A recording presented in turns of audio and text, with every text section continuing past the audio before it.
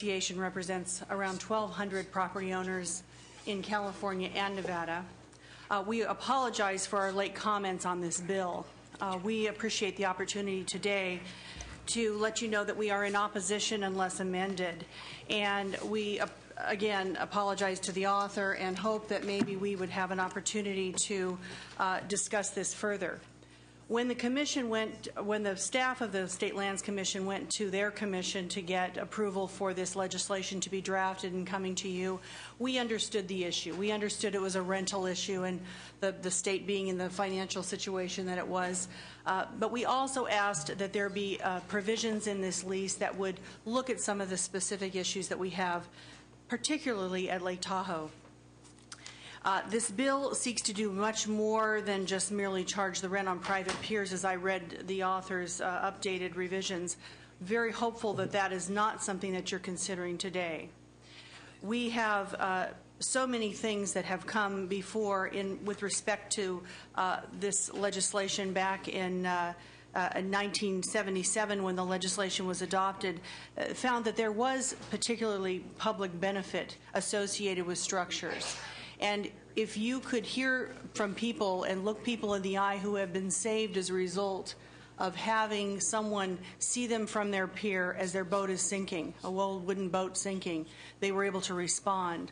Or the property owner who allows the county sheriff search and rescue boat to be on their boat lift because they want to be able to have that access year-round, especially in the colder waters. They are a public benefit.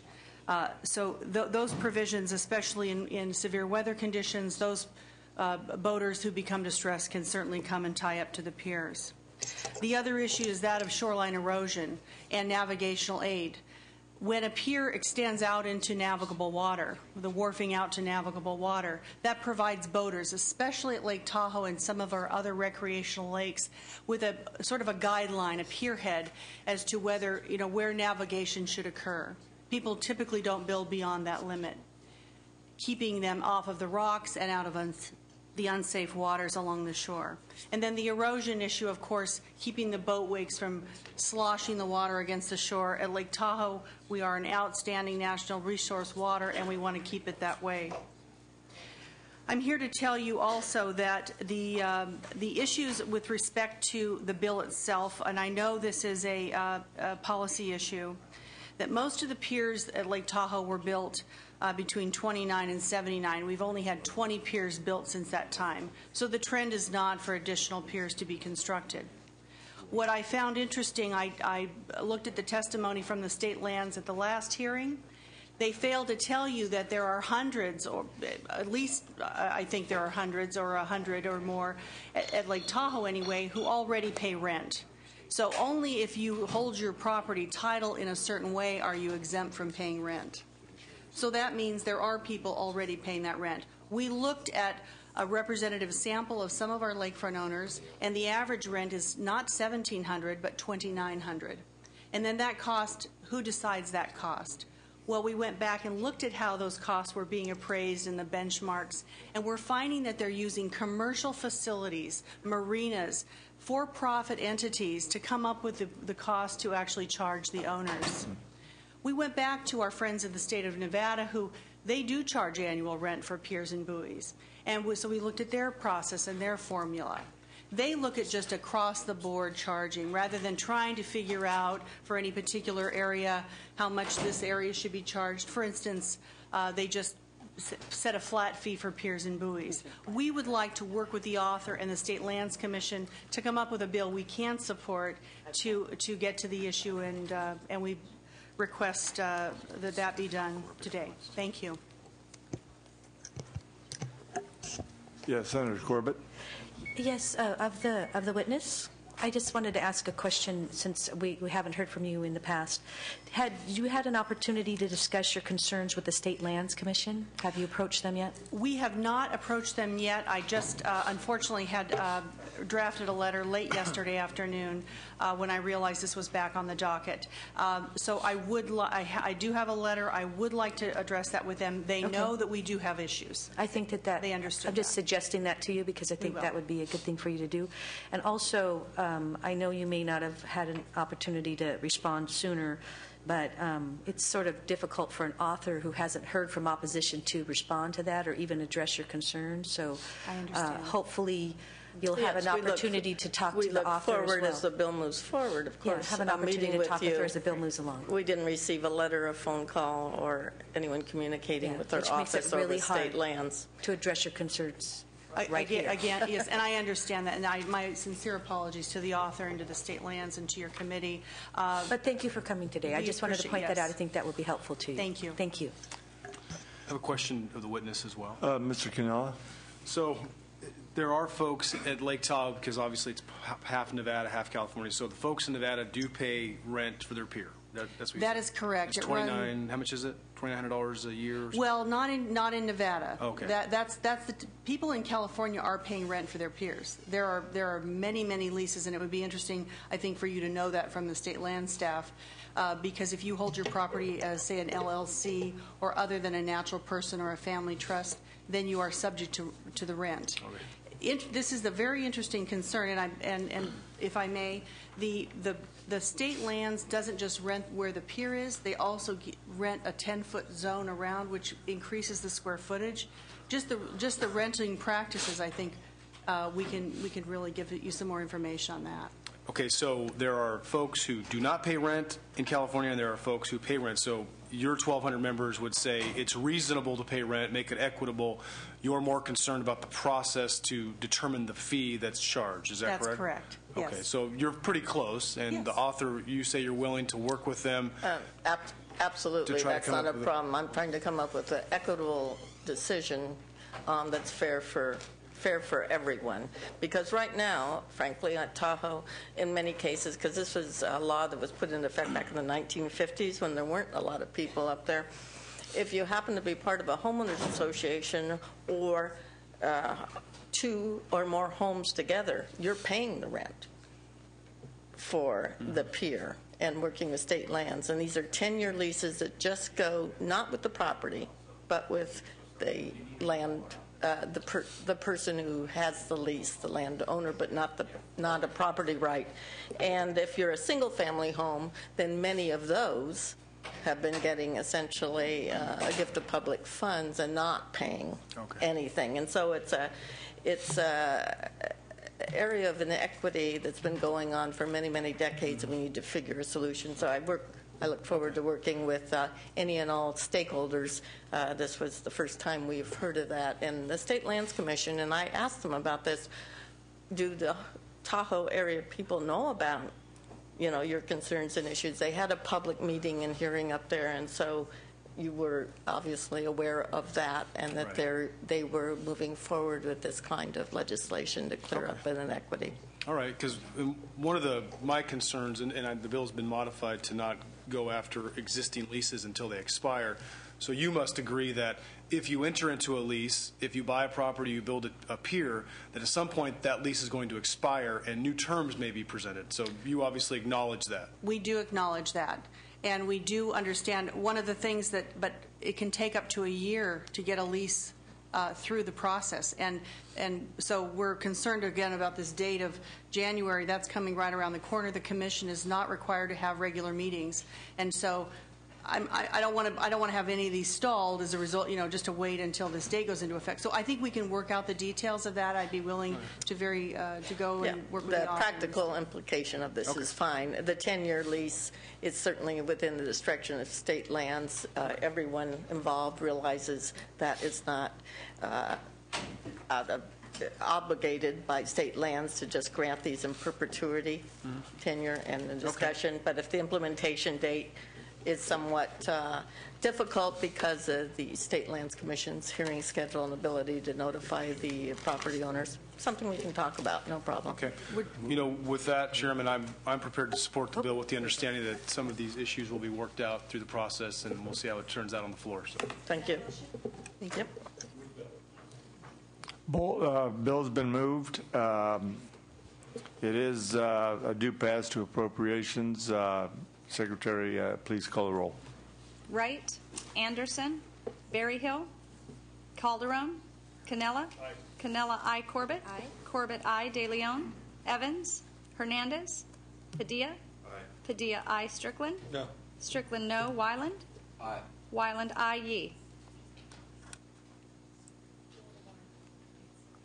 4-1, you need a couple more votes. We will keep that roll call open. Thank you very much. You're welcome. Should we do the second and last one? Oh, absolutely. Senate Bill 467. It's item 11.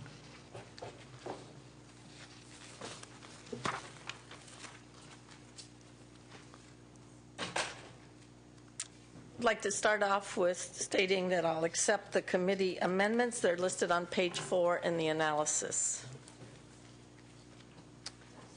This bill, Senate Bill 467, ensures that the state of California saves both money and energy by taking advantage of businesses who provide services through what are known as performance-based or no-cost or neutral-cost contracts for energy efficiency. I think of this as a win-win-win.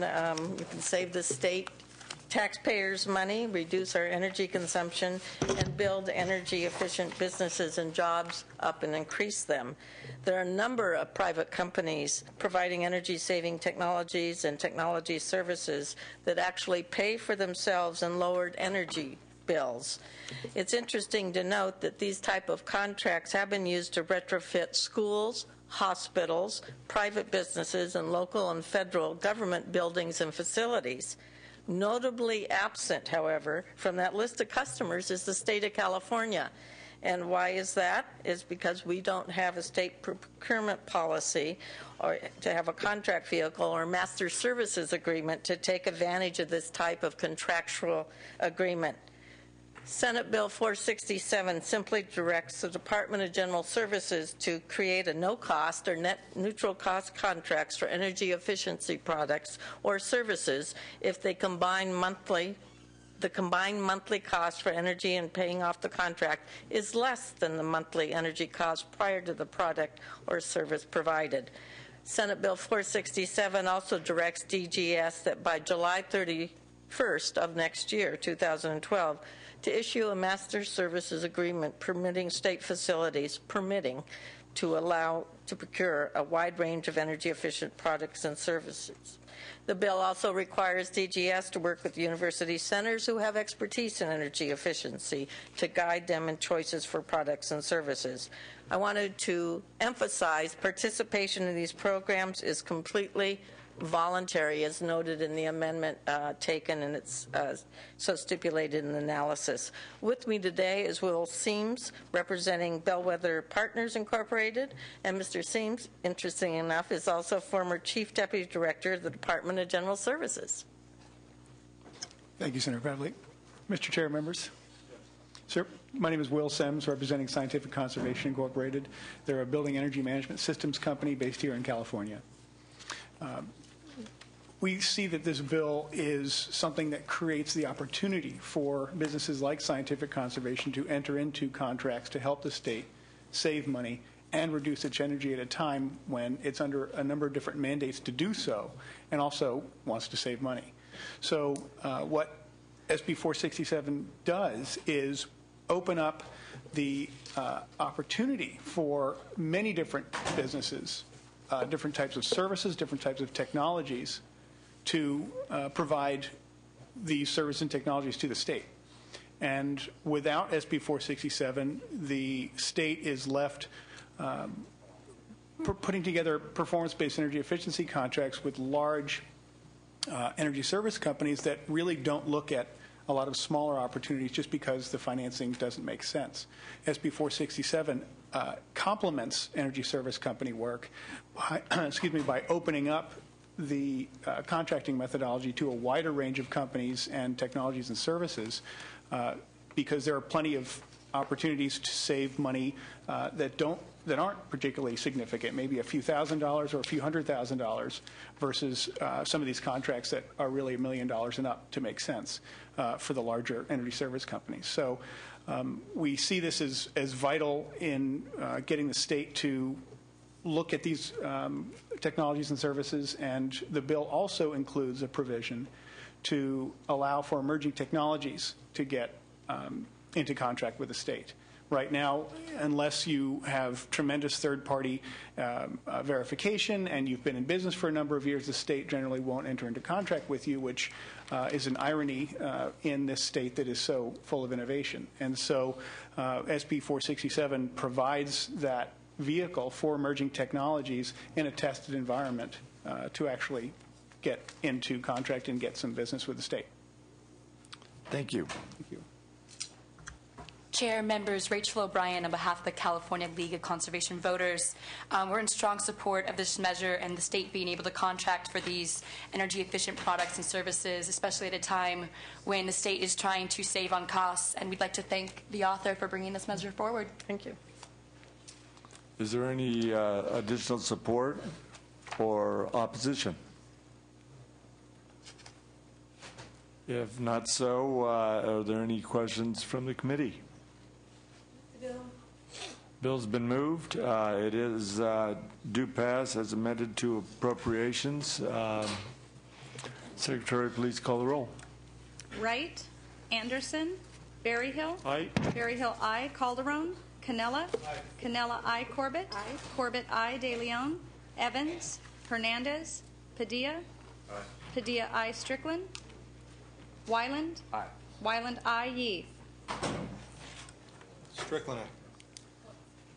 Strickland, aye. Strickland, aye.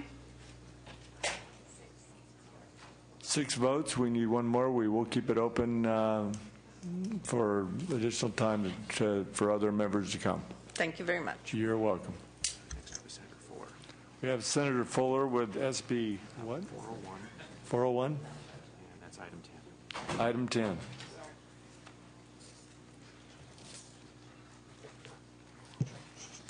Mr. Chair and members, the lack of regular review of agency-created regulations is driving public concern that government-created obstacles impede worker and business productivity. This bill is a very simple regulatory reform measure that would force a minimal agency review on a regular basis by requiring a 5-year sunset date and public hearing before reauthorization of the regulation can be adopted. As this bill was heard last week, I won't reiterate my entire statement, but I believe you know that there's a need, and I personally worked in government for the bulk of my career, very large governmental agencies, and I know for a fact that they do not review their regulations and that it is absolutely needed, particularly at this time. I believe that this is a very simple way to make this review. It could be as simple as listing the regulations that the organization came up with and having a hearing, and there will only be 1 or 2 regulations that have been causing undue cost or arduous concern. That's generally how it is, and those can be dropped or worked on. And I believe that the agencies will benefit greatly from that, as well as the public and the clients they serve. I believe that the agencies will be able to save their own internal time and their own internal costs by using their last 4 years' experience with those regulations that they created to refine them to work better for everyone. This bill relieves public anxiety about unnecessary and unneeded regulations. It sets up a win-win relationship with those they serve, and it takes almost no time to implement. So I hope you'll support me today. Fantastic. You have a few folks here I see in support. Yes. Yes, Mr. Chairman, members of the committee. I'm Brad Deedy with the California Professional Association of the Specialty Contractors, called CalPASC. We're an association of both residential and commercial construction trade contractors, both signatory and non-signatory companies all across the state. We support this bill as it will help to address the burden of overregulation in our state of California. And I just want to provide a very brief explanation of one impact that overregulation has in the construction industry. In our industry, there are 2 types of what we call flagrant violators in construction law, in construction matters. One is the so-called underground economy, and these employers are often unlicensed and do not provide workers' compensation coverage, pay cash to employees, and fail to follow Cal OSHA safety regulations. The other type is what we term the semi-underground economy. These non-signatory and signatory employers in construction disguise themselves by being licensed, and they have a certificate of workers' compensation coverage. They violate important laws by utilizing unlicensed subcontractors or subcontractors who may be licensed but have no workers' compensation coverage for their employees. They also often pay half cash, avoid Cal OSHA safety regulations such as fall protection or trench protection, and commit workers' compensation premium and payroll fraud, and misclassify employees or otherwise falsify records on prevailing wage jobs. So in a nutshell, the more that we create regulations that we cannot effectively enforce, the more incentive and the more ability we give these unscrupulous contractors who cheat the system. And to date, we cannot effectively enforce the regulations that we already have in place. As such, qualified construction contractors go out of business, their employees lose decent paying jobs, worksite safety worsens, and the public is at greater risk due to shoddy construction, leaving the cheaters to rule. And our research shows that the state of California and local impact on the underground and because as a result of these underground and semi-underground economies range from 2.5 billion to $4.5 billion in all industries, with construction being 1/4 to 1/3 of those amounts. So for that, we support the bill. Yes, Dorothy Rothrock, California Manufacturers and Technology Association, and I want to echo the support comments from my colleague. The flip side of over-regulation is that some people say, I can't comply with all these regulations, it's too burdensome, so I'm just not going to. And that has a far greater public health, environmental, and safety implication than I think we're recognizing. So it's another reason we're supporting this and many of the other bills. Thank you. Good afternoon, members. Lori Kammerer, Small Business California, and the Coalition of Small and Disabled Veteran Businesses in strong support of this bill. Mr. Chair, members, Phil Vermeulen representing the engineering contractors and other contractor groups in strong support. Julianne Broyles here on behalf of Associated Builders and Contractors of California, also in support. We do think that this bill permits the ability for the review of regulations so they can be retuned if they're not as efficient as they need to be, or taken out if they're not. Ask for your support. Deborah Mattos, representing California Independent Oil Marketers, in strong support. Thank you. Mr. Chair, members, Anthony Thomas, representing the California Forestry Association, for the reasons stated by my counterparts. We're in support of the bill. I believe the bill provides for a proper backstop and a good barometer. Bad regulations get repealed while the good ones stay on the books. We urge your aye vote. Mr. Chair, members, Lori Nelson on behalf of the Consumer Specialty Products Association in support. Thank you, Lori.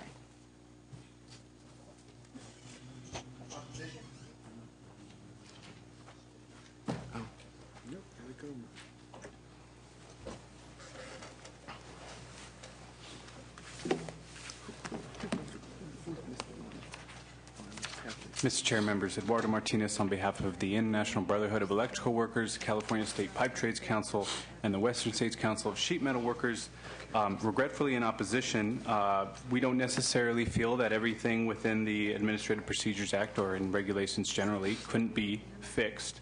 However, we feel that this is a very broad-based approach and would jeopardize numerous regulations relative to workplace safety, and therefore we must oppose. Thank you. Bill McGavern, Sierra Club, California, in opposition. We discussed this bill 2 weeks ago, and in fact, the chair and I had an opportunity for an extended conversation about it, so I'll be fairly brief and just say we have absolutely no problem with agencies reviewing their regulations, but it's the automatic sunset that we object to. And although there is a provision in the bill that would allow the agencies to stave that off, you could be in a situation where an agency would let an important standard lapse without going through a public review process. Therefore, we oppose.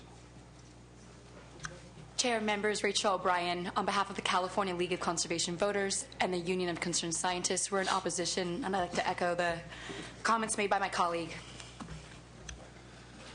Chairman and members of the committee, Brian Nowicki, Center for Biological Diversity, also in opposition. Thank you. Any questions?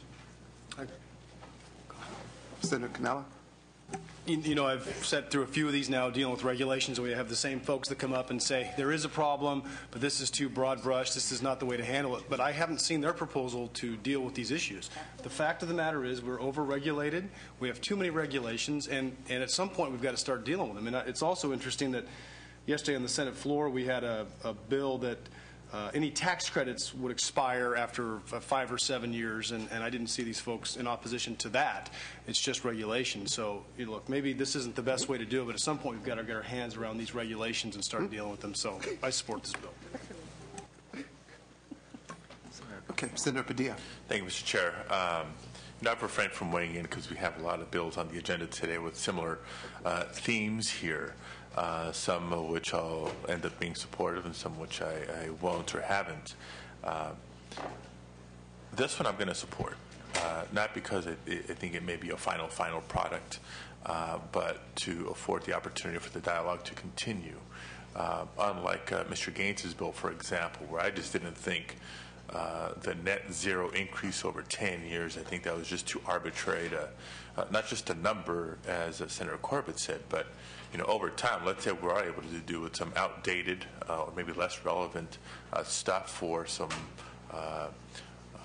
more contemporary, relevant, smarter regulation. At some point, if you kind of went through that process in an ideal fashion, you'd end up with nothing but good stuff on the books. And then the next time you needed something good or something urgent, you'd have to sacrifice a consumer protection, a worker protection, environmental protection, a business protection, something like that. So I just thought that was a terrible structure to begin with. Senator Wright's measures I was supportive of because I don't think a second look on a whole lot of things or the improved interaction between our boards and agencies with the legislature is a bad thing. I think he made the point in his closing about our obligations as legislators to continue to conduct not just policymaking but oversight and accountability of state government. I thought that could help in that fashion. But for this, whether you think there's too many regulations or not, it can be industry by industry, department by department, agency by agency. There's no cookie cutter fix here. I'm looking more at a process standpoint of could we or should we from time to time revisit what's on the books and ask ourselves, is this still applicable? Is this still the good or the best idea? In some cases, in time, it could cause us to say, well, it's no longer necessary or no longer pertinent.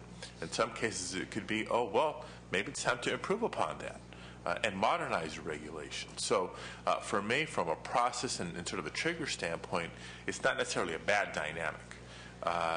Whether it's a 5-year sunset for our regulations versus a 10-year versus, longer, shorter, I think that's debatable, and we've got to be flexible in that regard. But just the whole mechanism of revisiting regulations, I don't think is terrible from, again, oversight, accountability, context, and to just give all stakeholders within the public sphere an opportunity to continuously weigh in on issues.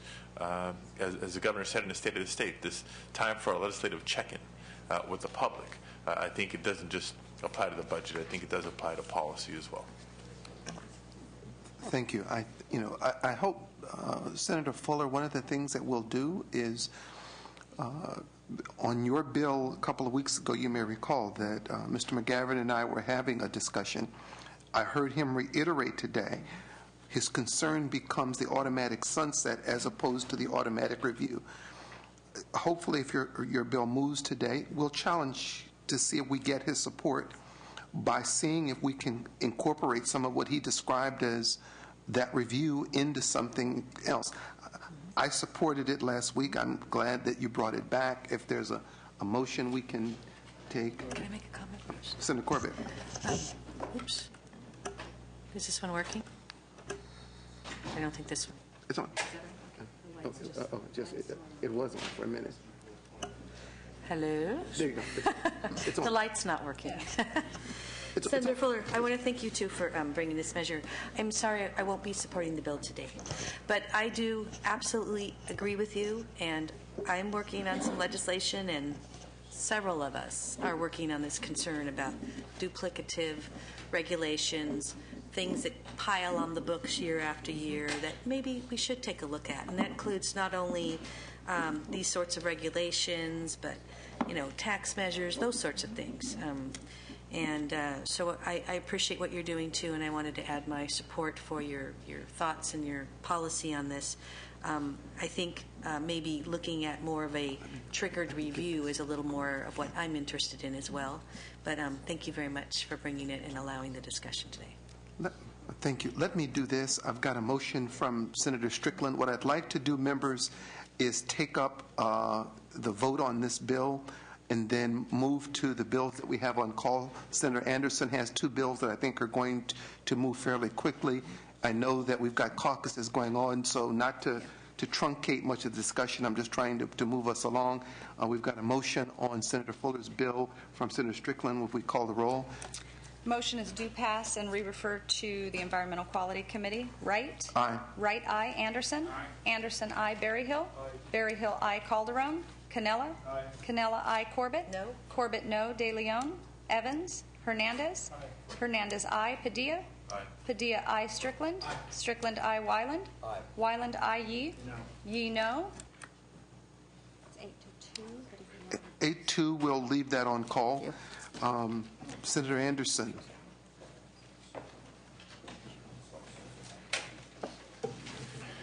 Thank you, Mr. Chair, members. This is SB 120 is a rework. My new iPad too. Thank you very much. I guess it's very sturdy. This is a rework of AB 1506, which made it to the governor's desk last year. It simply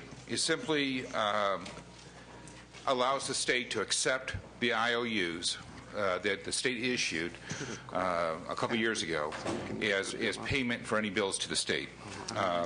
It's a fairness bill. It's controlled by the state controller. It's supported by the state controller.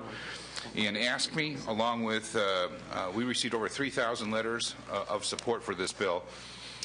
With me today, I have a couple witnesses. Senator, sorry, Mr. Chair. Okay. Senator Anderson, I don't believe you have any opposition on this bill. I do not. And you have loads and loads of support according to the analysis? I do. I would like to move your bill, if that's okay with everybody. Witnesses, if you want to identify yourselves. Phil Vermeulen, representing the engineering contractors and other contractor associations. Thank you. Dr. Gloria Freeman, representing Staff USA Medical Contractors and State Vendors. Brian Langren on behalf of the Orange County Board of Supervisors in support. Julie Broyles here on behalf of Associated Builders and Contractors of California in support. Erin Gilbert for the County of San Diego in support. We've got a motion. Senator, you can close. I ask for an aye vote. Call the roll. Motion is due pass and re-refer to appropriations. Wright? Aye. Wright, aye. Anderson? Aye. Anderson, aye. Berryhill? Aye. Berryhill, aye. Calderon? Cannella? Aye. Cannella, aye. Corbett? Aye. Corbett, aye. De Leon? Evans? Aye. Evans, aye. Hernandez? Aye. Hernandez, aye. Padilla? Aye. Padilla, aye. Strickland?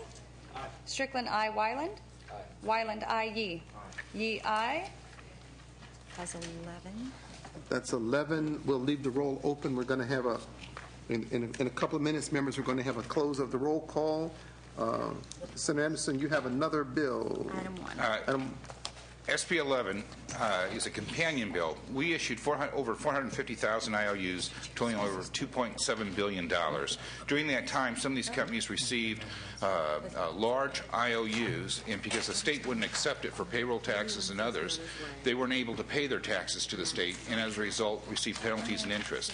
This bill would simply give them amnesty for the penalties and interest. They would still be due to pay the taxes, but because they didn't have the cash flow at the time, due to the nature of the IOU. This is simply a fairness bill.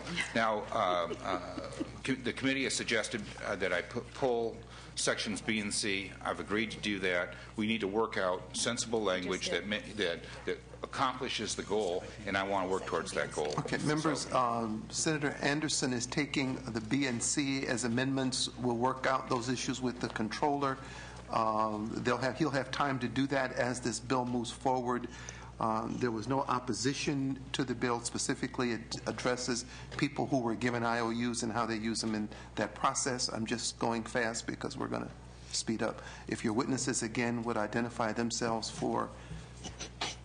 Mr. Chair, members, Phil Vermeulen, representing the engineering contractors and other contractor associations. Strong support. Push up. Dr. Gloria Freeman, Staff USA, representing state vendors for the state of California, in strong support. Thank you. Julie Broyles here on behalf of Associated Builders and Contractors of California, in strong support. Mr. Chair, thank you very much for taking those amendments. I'd like to move it as amended, and with your guarantee of working with the BOE and the Controller's Office. With that, I'll move the measure. Thank you. It's been moved. You get to close, sir. I ask for your aye vote. Also, I would invite you all to become co-authors if you so wish. Many of you were co-authors initially on the bill. Thank you. Call the roll.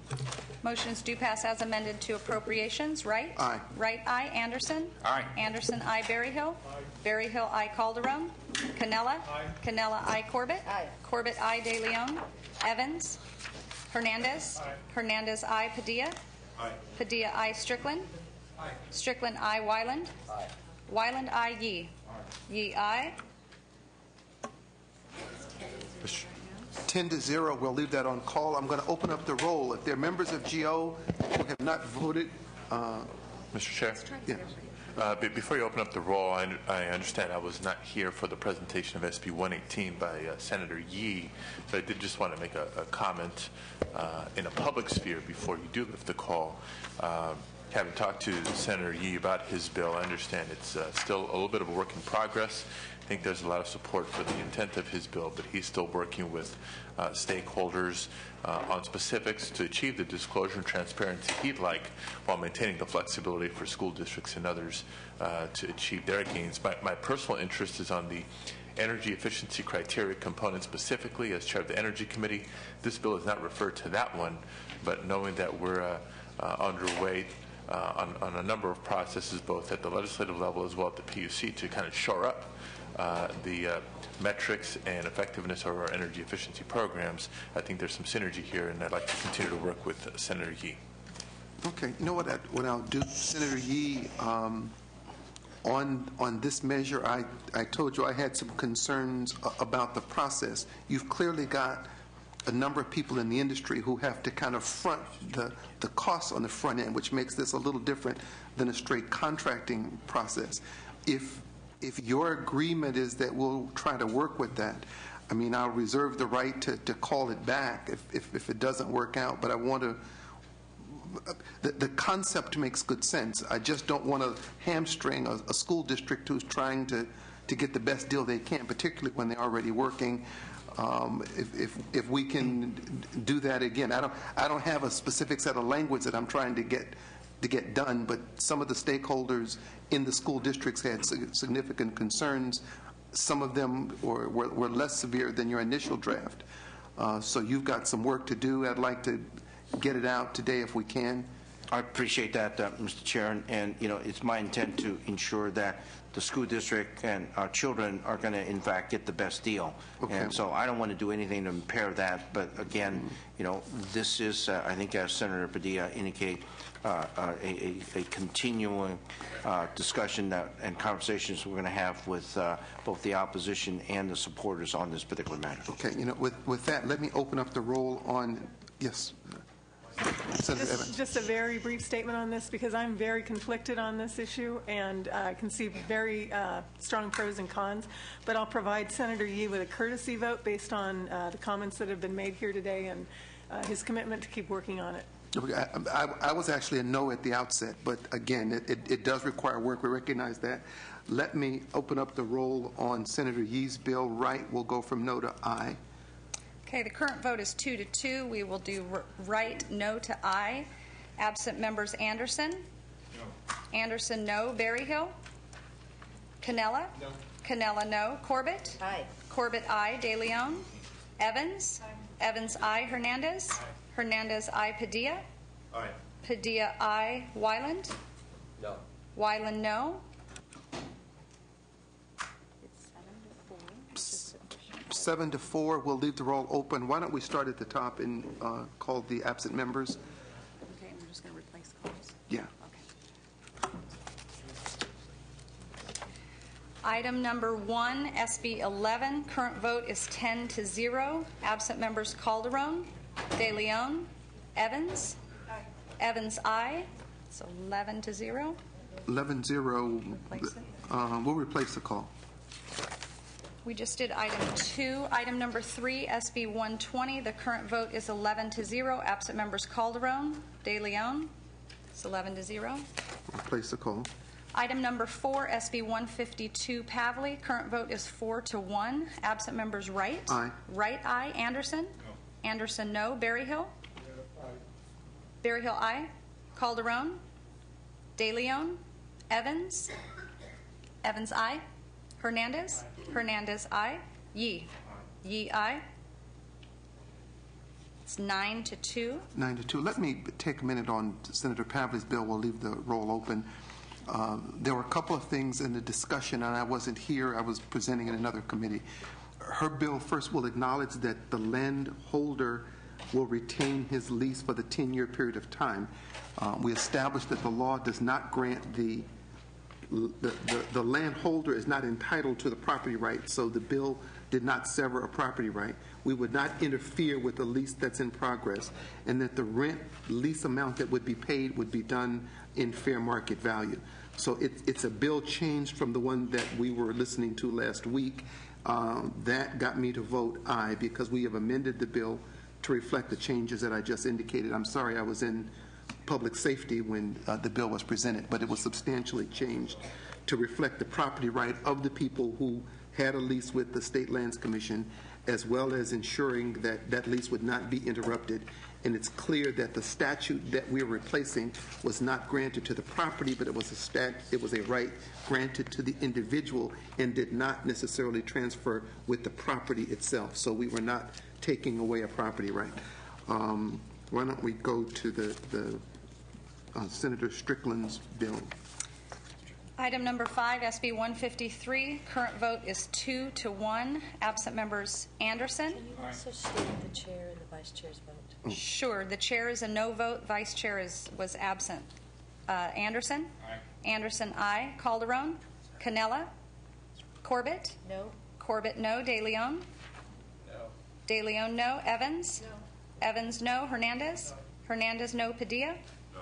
Padilla, no. Wyland. Aye. Wyland, aye. Yee. No. Yee, no. 4-7.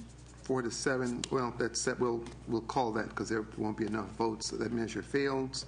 Reconsideration noticed. Item number. Grant it without objection. Yeah. Yes. Item number 6. Senator Wolk. Current vote is 3-0. The chair is an aye vote. The vice chair was absent. Absent members: Anderson. Aye. Anderson, aye. Berryhill. Aye. Berryhill, aye. Calderon. Corbett. Aye. Corbett, aye. De Leon. Oh, gotcha. Evans. Evans, aye. Hernandez. Hernandez, aye. Padilla. Aye. Padilla, aye. Wyland. Aye. Wyland, aye. Yee. Yee, aye. De Leon, aye. 12-0. Okay. Well, Wanna replace it? that measure's out. We'll let that one go. Have we done the consent calendar? We have. Let's open up the roll on the consent calendar. Current vote is 3-0 with the chair aye, vice chair absent. Anderson. Aye. Anderson, aye. Berryhill. Berryhill, aye. Calderon. Corbett. Aye. Corbett, aye. De Leon. Aye. De Leon, aye. Evans. Aye. Evans, aye. Hernandez. Aye. Hernandez, aye. Padilla. Aye. Padilla, aye. Wyland. Aye. Wyland, aye. Yee. Yee, aye. 12-0. 12-0. The consent calendar's out. File item 8, Senator Dutton, SB 357. Current vote is 3-0. Chair was an aye vote. Vice chair was absent. Anderson. Aye. Anderson, aye. Berryhill. Aye. Berryhill, aye. Calderon. Corbett. No. Corbett, no. De Leon? Evans? Evans, aye. Hernandez? Hernandez, aye. Padilla? Padilla, aye. Wyland? Wyland, aye. Yee? Excuse me, Evans, aye to all. I can't do that. You can go aye to no. Evans, aye to no. Current vote, 8 to 2. We'll replace the call. File item 9 is on consent. File item 10, Fuller. Current vote is 8 to 2 with the chair and vice chair as ayes. Absent members Calderon. De Leon? No. De Leon, no. Evans? I'm sorry, what number are we on? 10. Item 10, SB 401. No. Evans, no. So 8 to 4. We'll close that. That item is out. We'll go to file item 11.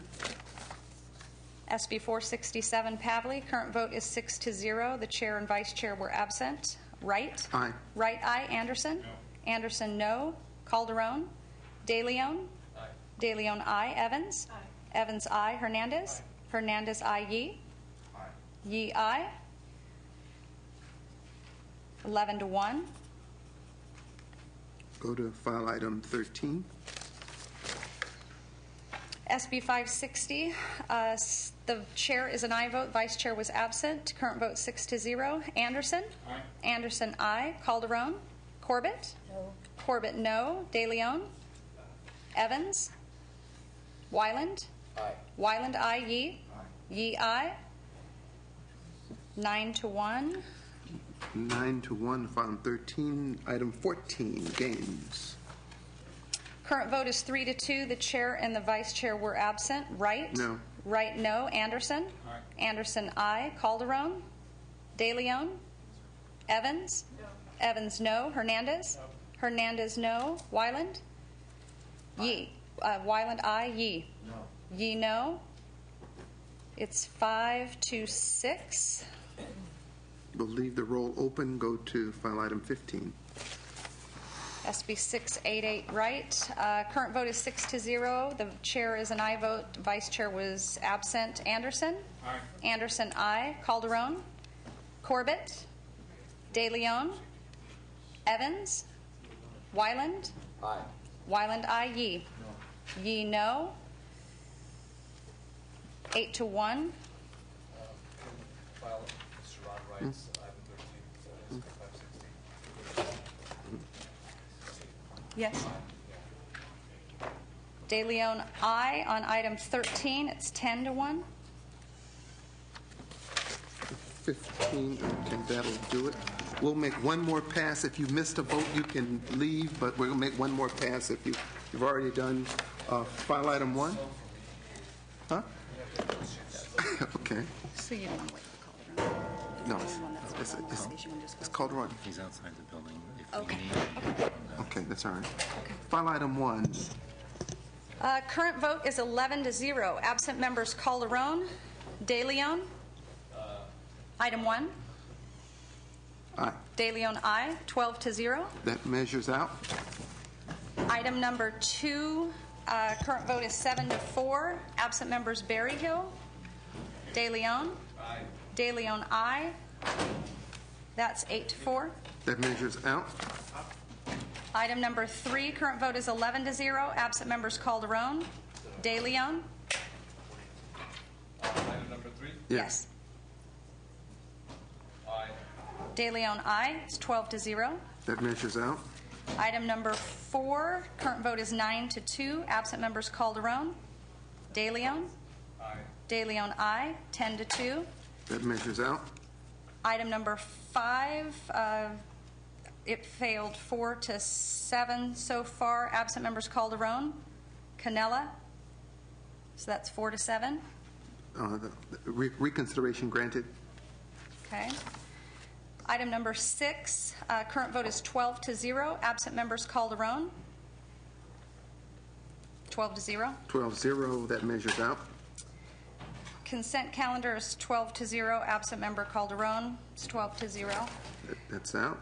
Item number 8, it's currently 8 to 2. Absent members Calderon, De Leon, Yee. That's 8-2. 8-2, that's out. 9 is proposed consent. 10, current vote, 8-4. Absent member Calderon. That's 8-4. That measures out. Item 11, it's currently 11-1. Absent members Calderon. It's 11-1. That measures out. 12 is proposed consent. Item 13, it's currently 10-1. Absent members Calderon. Evans. That's 10-1. That measures out. Item 14, it's currently 5-6. Absent members Calderon. De Leon. That's 5-6. That measure fails. Reconsideration granted. And item 15 currently is 8-1. Absent members Calderon, Corbett, De Leon, Evans. That's 8-1. 8-1. That measures out. Okay, we're adjourned.